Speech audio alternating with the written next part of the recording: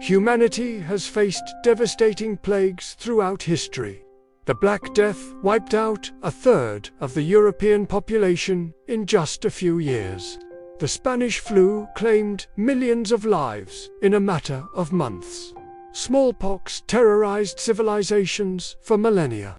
But there is a silent pandemic happening right now that doesn't destroy bodies. It annihilates something infinitely more precious: the human capacity to think. We are not talking about comfortable metaphor or exaggerated alarm to gain clicks. We are witnessing mass cognitive collapse where billions of people have lost the most basic ability that separates us from animals: rational discernment.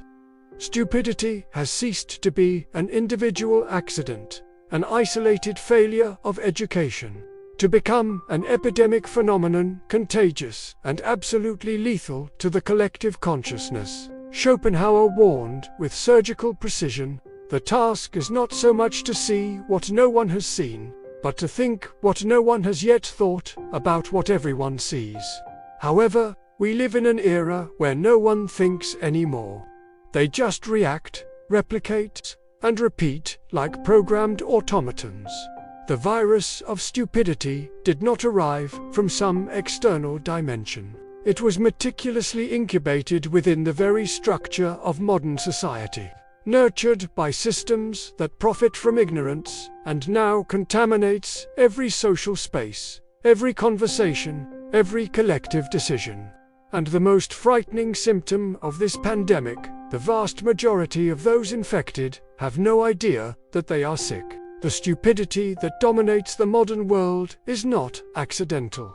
It did not appear overnight as an inexplicable natural phenomenon. On the contrary, it has been meticulously cultivated, carefully nurtured, and systematically expanded through social mechanisms that have transformed ignorance from a defect into a lucrative commodity. The virus of stupidity does not spread through the air or through physical contact. It infiltrates through cognitive laziness, the systematic refusal to confront uncomfortable realities, the desperate need for mental comfort at any cost. Step into a subway car and observe, heads bowed at identical angles, fingers compulsively swiping on illuminated screens. Glazed eyes absorbing disconnected fragments of information without context, without purpose, without mental digestion. This is not innocent entertainment or well-deserved rest after a hard day. It is the infection process happening in real time, brain cell by brain cell. The human mind, magnificently designed by evolution to question, analyze, synthesize, and create, has been brutally reduced to a passive organ that only consumes and ejects prefabricated opinions by corporate algorithms. Nature already warned with prophetic urgency: the most dangerous thoughts are those that come most easily. And never in the history of mankind has it been so absurdly easy to have thoughts. Or rather, to have the complete illusion that one is thinking, when in reality one is only consuming other people's thoughts packaged as one's own. The primary and most revealing symptom of the infection is instant certainty.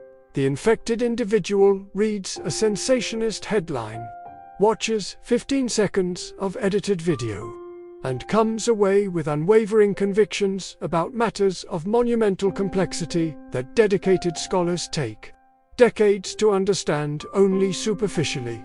This is the unmistakable mark of the disease: the overwhelming sensation of knowledge without the weight of rigorous study, the seductive illusion of wisdom without the painful sacrifice of deep reflection. The virus does not directly attack raw intelligence.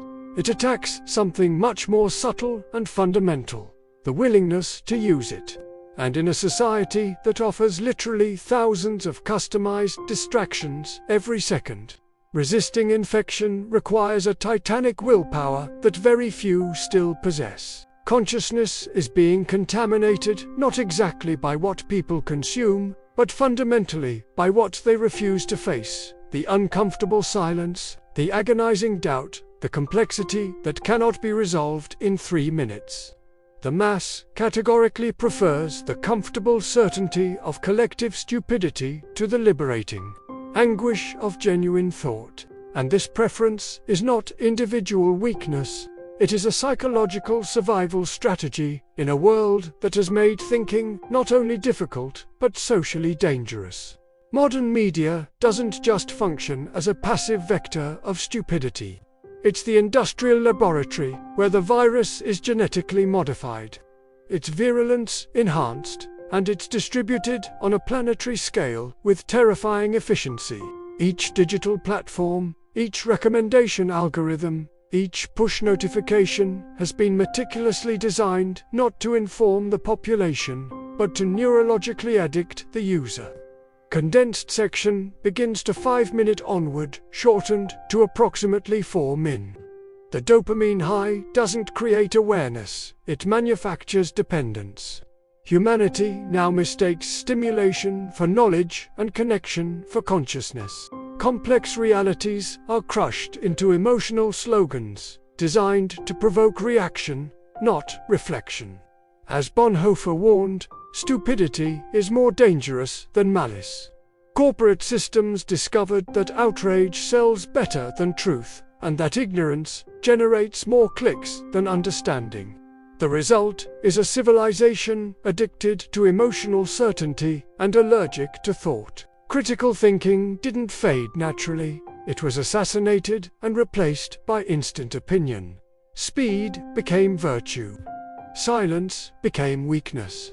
The individual who pauses to think is now mocked, while the loudest, most confident voices rule the mob. We live surrounded by experts in nothing, people fluent in performance but bankrupt in substance. In this world, performance always wins over wisdom, and conviction replaces competence. Ignorance has been rebranded as authenticity, and to question the herd is to commit social heresy. But the cure still exists, though it is painful. It begins with silence, not emptiness, but conscious refusal to be consumed by noise. Turn off the feed, sit alone, and see which thoughts are truly yours.